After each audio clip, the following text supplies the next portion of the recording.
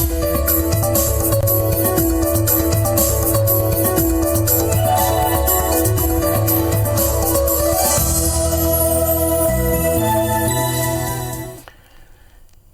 मैं हूं पीयूष त्रिपाठी और आप देख रहे हैं हमारा विशेष कार्यक्रम सितारे हमारे। आप सभी दर्शकों का इस कार्यक्रम में स्वागत है। दोस्तों, आज हम बात करेंगे आज के पंचांग की, व्रत त्योहार की और साथ ही हम आपको आपका राशिफल भी बताएंगे। इसके आज अलावा चर्चा करेंगे शाम दशमी में क्या करना चाहिए। इसके साथ आपके फ़ोन कॉल्स भी होंगे, आप सीधे फ़ोन करके अपने प्रश्न पूछ सकते हैं। हमारा फ़ोन नंबर है 07714008777। अब से आधे घंटे तक लगातार ये फ़ोन लाइन खुली रहेगी और हमें आपके फ़ोन का इंतजार रहेगा। तो चलिए कार्यक्रम की शुरुआत करते हैं, जानते हैं आज का पंचांग। आज शुभ संवत 2077 शक 1942, सूर्य उत्तरायण का पौष महीने के शुक्ल पक्ष की दशमी तिथि है और दिन शनिवार। आज दशमी रात्रि को 8:57 तक होगी। कृत्तिका नक्षत्र होंगी रात्रि को 9:33 तक। आज चंद्रमा मेष राशि में होंगे। आज का राहु काल 9:30 से 10:53 तक। तो दोस्तों, ये तो था पंचांग और बात करते हैं शाम दशमी की। शाम का नाम आए तो आपको कुछ याद आता है जी, याद आता है कि शाम आखिर हैं कौन, और शाम का नाम शाम क्यों पड़ा, और शाम दशमी में सूर्य की पूजा क्यों करनी चाहिए। इसके पीछे एक कहानी है। इस कहानी को समझेंगे तो समझ में आएगा कि शाम दशमी के दिन सूर्य की पूजा क्यों करनी चाहिए और क्यों आपको निरोगी काया मिलती है। असल में हम देखें तो पौष महीना जो है वो भगवान सूर्य का भगादित्य के नाम से प्रकट होता है और पौष महीने के शुक्ल पक्ष की जो दशमी तिथि है उसको शाम दशमी तिथि के शाम दशमी के नाम से जाना जाता है। शाम पुराण जो सूर्य संप्रदाय का एक पुराण है और उसमें शाम दशमी पूजा का वर्णन है।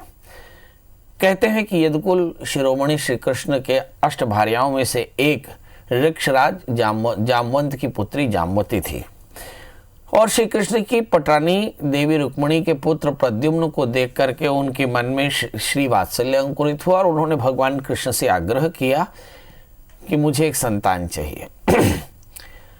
ऋषि उपन्यु से शिव भक्ति की दीक्षा लेकर के और भगवान कृष्ण ने खूब तपस्या की और अर्धनारीश्वर के रूप में भगवान प्रकट हुए और श्री कृष्ण ने भगवान से उनके समान संहारक पुत्र का वरदान मांगा। कालांतर में देवी जामवती को एक रूपवान रत्न पुत्र की प्राप्ति हुई, क्योंकि वह अर्धनारीश्वर के रूप में सम्मिलित पुत्र रत्न हुआ था तो उसका नाम रख दिया सांब, अम्बा सहित। श्री कृष्ण का वो पुत्र बहुत रूपवान था, पराक्रमी था, परंतु बेहद उद्दंड था और उपायी था बहुत। उसके कर्म हमेशा यादवों के अहित के कारण बनते रहते थे। एक समय की बात है, नारद भगवान कृष्ण के दर्शन के लिए द्वारिका पधारे। सभी यादव कुमारों ने उन्हें प्रणाम किया, परंतु शाम ने ऐसा नहीं किया, बल्कि उनका वेशभूषा देखकर उन पर हास्य करने लगा। देवर्षि नारद ने उनको पाठ पढ़ाने की सोची और उन्होंने शाम को भगवान को अपनी आगमन की सूचना देने को कहा। उसी समय कृष्ण अपने रानियों और उपरानियों के साथ अंतःपुर में थे। शाम ने देवर्षि से क्रोध कर किए बिना सोचे समझे अंतःपुर में प्रवेश कर लिया। कृष्ण की पत्नी ने अत्यधिक मदिरा का सेवन किया हुआ था, संभवतः शाम के सुंदर रूप से सम्मोहित होकर के उन्होंने भावना वशीभूत होकर के और कुछ ऐसा किया जो नहीं करना चाहिए था। अपनी पत्नी के इस व्यवहार पर कृष्ण ने उनको श्राप दिया कि म्लेच्छों के द्वारा उनका हरण हो जाएगा और उनका कोई उद्धार नहीं होगा। भगवान कृष्ण के क्रोध श्राप बन करके और जब शाम पर पड़े तो कृष्ण ने कहा कि तुम सदैव ही मेरे और मेरे कुल के लिए निंदा का आमंत्रण किया और अपने रूपवान शरीर के दम में तुमने दुस्साहस किया है। तुम्हारा मुख देखने से मुझे क्रोध आता है, अतः तुम्हें कुष्ठ रोग से पीड़ित होने का मैं श्राप देता हूँ। कृष्ण के श्राप के प्रभाव से शाम का शरीर कुष्ठ रोगी हो गया। हर व्यक्ति को अपने पुत्र की दयनीय दशा से तकलीफ होती है, तो जामवती को भी बड़ा दुख हुआ। उन्होंने भगवान कृष्ण से फिर से आग्रह किया कि भगवान अब इसके दुख के निवारण के लिए कुछ बताएं। तो अंत में भगवान ने उनको सूर्य पूजा का उपाय बताया और कुष्ठ रोग के कारण शाम चल भी नहीं पा रहे थे। कृष्ण और जामवंती उनको अपने साथ कलिंग देश के चंद्रभागा नदी के तट पर ले आए। चंद्रभागा के पवित्र जल में श्री कृष्ण ने अपने पुत्र को स्नान कराया। फिर उसके पश्चात जामवंती और शाम ने भगवान सूर्य की उपासना की। भगवान भास्कर ने उनके आराधना से प्रसन्न होकर के शाम को कुष्ठ रोग से मुक्त कर दिया और तब से स्थान कोणार्क तीर्थ के नाम से प्रसिद्ध है। आज भी वहाँ लोग सूर्य पूजा करने जाते हैं। आज के दिन उड़ीसा में माताएं भगवान सूर्य की उपासना करके उन्हें भोग चढ़ाती हैं और अपने संतान के लिए भगवान दिवाकर से दीर्घायु और आरोग्य के जीवन की कामना करते हैं। इस व्रत के दिन सूर्य देव की पूजा की जाती है। पूजा के बाद भगवान सूर्य का स्मरण करके तेल रहित भोजन कर दिया, अक्षार स्यात्, और सूर्योदय से पहले ही स्नान कर लेना चाहिए। नहाने के बाद भगवान सूर्य को 3 बार अर्घ्य देना चाहिए और संध्या के समय पुनः सूर्य को अर्घ्य देकर के प्रणाम करना चाहिए। सूर्य का मंत्रों के सहित जाप श्रद्धापूर्वक करें। आदित्य हृदय स्तोत्र का पाठ करें। स्वास्थ्य लाभ की कामना से, नेत्र रोग के बचने और अपने अंधत्व से बचने के लिए नेत्रोपनिषद का पाठ नित्य करना चाहिए। अब अर्घ कैसे देना चाहिए? तो सामान्य तौर पे तांबे के बर्तन में लाल चंदन, कुमकुम, लाल फूल डाल करके और थोड़ा सा अक्षत डाल करके सूर्योदय के समय पूर्व की दिशा में मुँह करके अर्घ देना चाहिए। अगर आप सूर्य को अर्घ देते समय किसी पौधे की जड़ पर जल चढ़ाते हैं तो और अच्छा होगा। और अपने सिर की ऊंचाई के बराबर के तांबे के पात्र को लेकर के सूर्य का जाप करना चाहिए। अब ऐसा संभव नहीं है क्योंकि इतना बड़ा तांबे का पात्र इन दिनों में सबके लिए खरीदना कठिन है, तो तांबे के लोटे में आप भगवान सूर्य को अर्घ दे सकते हैं। चलिए, तो कुल मिलाकर के निरोगी रहने का विधान बताया।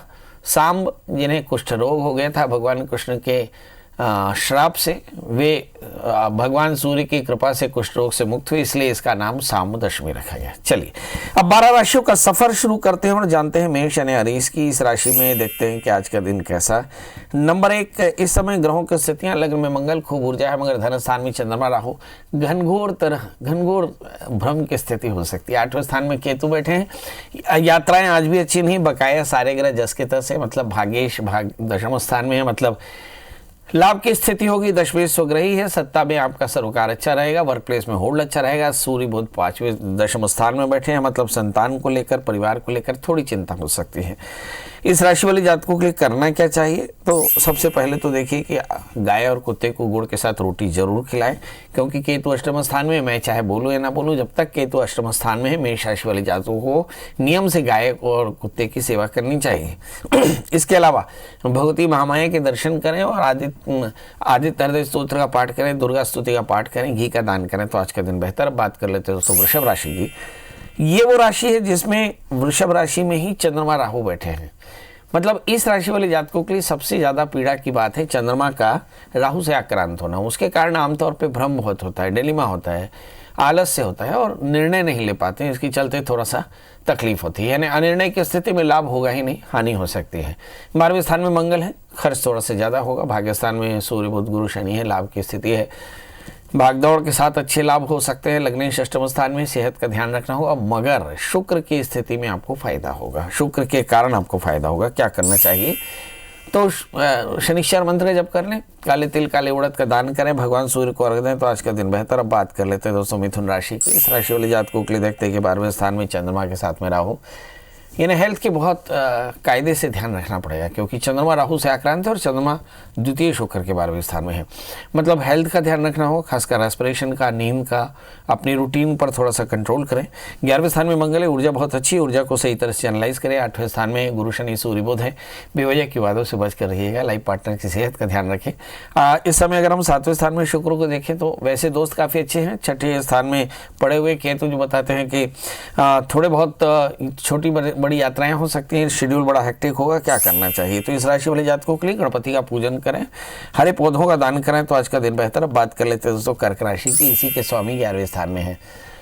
तो चंद्रमा के कारण पहले तो वृषभ राशि और फिर कर्क राशि, ये दो राशियों के जातक थोड़े से परेशान हो सकते हैं और परेशानी की वजह होगी डिलेमा यानी कंफ्यूजन।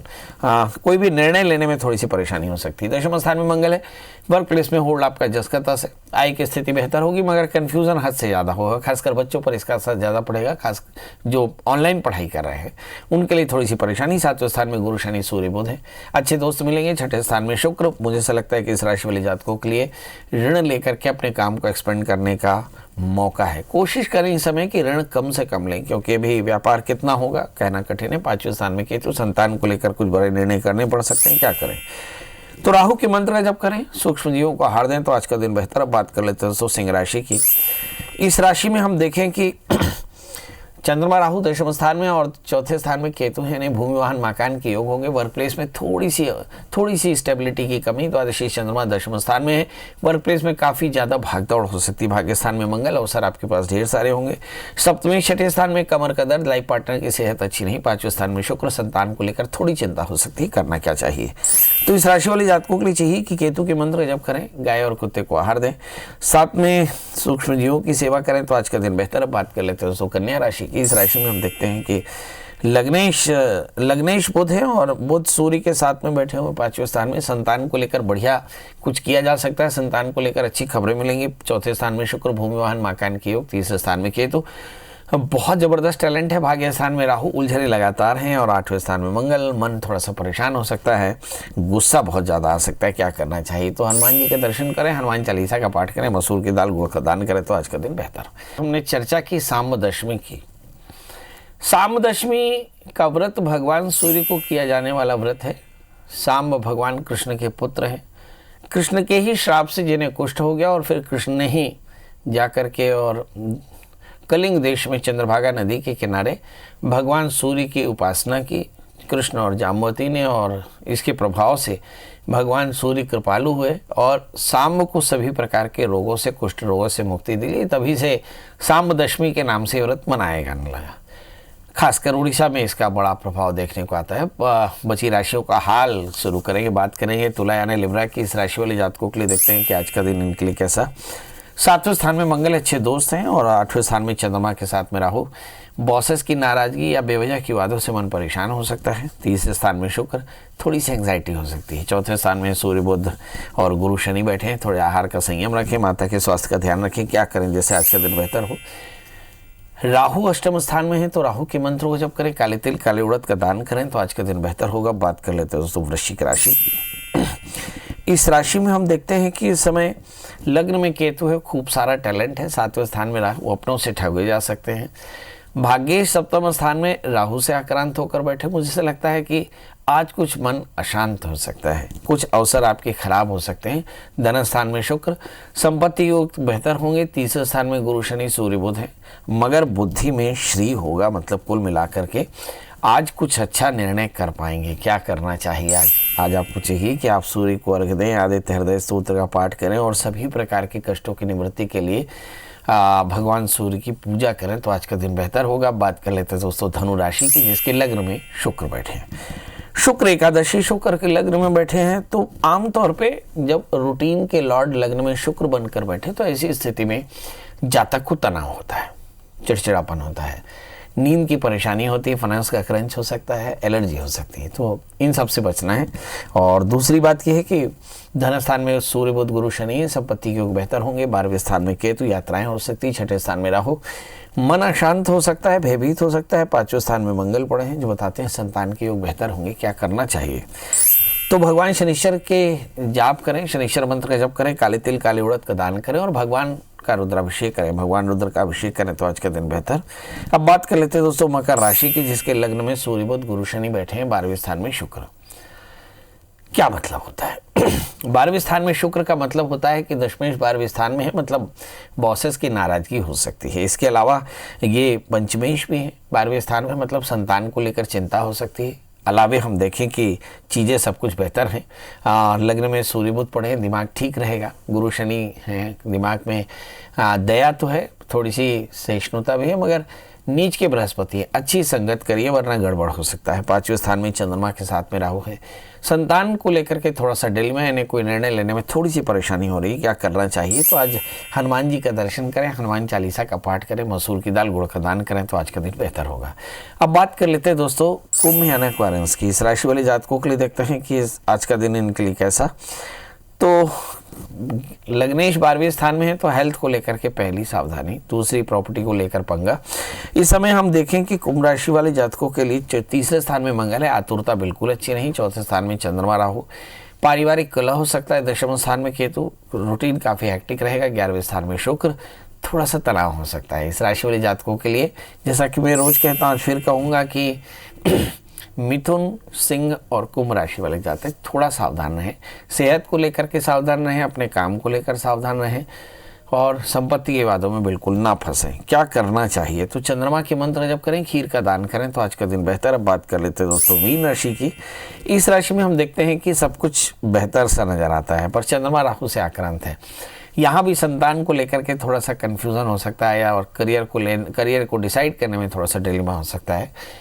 जाहिर हो सकता है क्योंकि इन दिनों में जो पूरा वैश्विक जो परिदृश्य है उसमें पढ़ाई में थोड़ी सी बाधा है, नौकरी में बाधा है, तो संतान को लेकर के चिंता हो सकती है। इस राशि वाले जातकों के लिए ये तय है। बच्चों की खुद की राशि में अगर मीन हो तो उसमें भी पढ़ाई लिखाई में परेशानी आ सकती है क्योंकि तीसरे स्थान में चंद्रमा के साथ में राहु है। क्या करना चाहिए? तो सबसे पहले अपने बड़ों की सलाह लेते रहें। दूसरा, बृहस्पति के मंत्र का जप करें, नारियल और केले का दान करें तो आज का दिन बेहतर होगा। तो दोस्तों ये तो था मेष से लेकर के मीन का हाल। अब हमारे साथ कॉलर जुड़ चुके हैं राजीव जी। राजीव जी आपका बहुत बहुत स्वागत है, बताइए क्या जानना चाहते हैं? प्रणाम। प्रणाम पंडित जी। जी प्रणाम करता हूँ पंडित जी। मैं अभी काफी महीनों से बहुत परेशान चल रहा हूँ और मेरा दाम्पत्य जीवन भी काफी अस्थिर चल रहा है और मतलब बहुत ज्यादा परेशान हूँ अभी। एक बार फिर से बताइए किन से परेशान है आप? पंडित जी अभी ना 5-6 महीने से मतलब मैं काफी परेशान चल रहा हूँ। शरीर स्वास्थ्य वगैरह भी साथ नहीं दे रहा है और थोड़ा दाम्पत्य जीवन में भी काफी मनमुटाव चल रहा है। डेट ऑफ बर्थ बताएं जी। 22 नवंबर 1975। और समय? रात का 11:50, 50 या 55 मिनट। जन्म स्थान? जन्म स्थान ये झारखंड में पड़ता है, डाल्टनगंज। जी डाल्टनगंज। जी जी जी, यहीं से श्री राम डाल्टन है, हमारे बड़े अच्छे मित्र हैं। जी जी जी। आपका जन्म लग्न सिंह है और आपकी राशि मिथुन है। द्वादशी चंद्रमा मंगल के साथ में 11वें स्थान में है, खूब भाग्यशाली तो है। सप्तमेश 12वें स्थान में है। मैरिटल लाइफ बहुत अच्छी हमेशा रही होगी, मुझे लगता नहीं है। 8वें स्थान में बृहस्पति, बेवजह की बातों से मन हमेशा परेशान रह सकता है। गुरु के अंतर्दशाएँ चल रही हैं, मतलब इन दिनों में सोने पे सुहागा है। परेशानियां वास्तव में ज़्यादा हैं। क्या हो सकता है? तो ये परेशानियां 2023 तक चलने वाली हैं। मतलब विवादों से शारीरिक परेशानी, कमर का दर्द, पेट की तकलीफ़ें, संतान को लेकर चिंता, ये सारी चिंताएं हो सकती हैं। क्या करना चाहिए? ऐसा लिखा है कि पंचमेश बृहस्पति अगर नेष्ट हो तो क्या करना चाहिए? तो बृहस्पति की शांति करानी चाहिए। अधिदेवता प्रतिदेवताओं के साथ में पूजा करके और केले नारियल का दान करें, बृहस्पति के मंत्र का जप करें, चने की दाल गुड़ का दान करें, 4 कैरेट का माणिक, 4 कैरेट का टोपाज धारण करें। बहुत जल्दी आपकी परेशानी दूर होगी। अगले कॉलर हमारे साथ राजेश हैं। राजेश जी आपका बहुत बहुत स्वागत है, बताइए क्या जानना चाहते हैं? जन्म जी 16/9/1965 शाम 4 बजे। शाम 4 बजे अम्बाला कैंट। ये कहाँ पड़ता है? ये हरियाणा में बालागंज।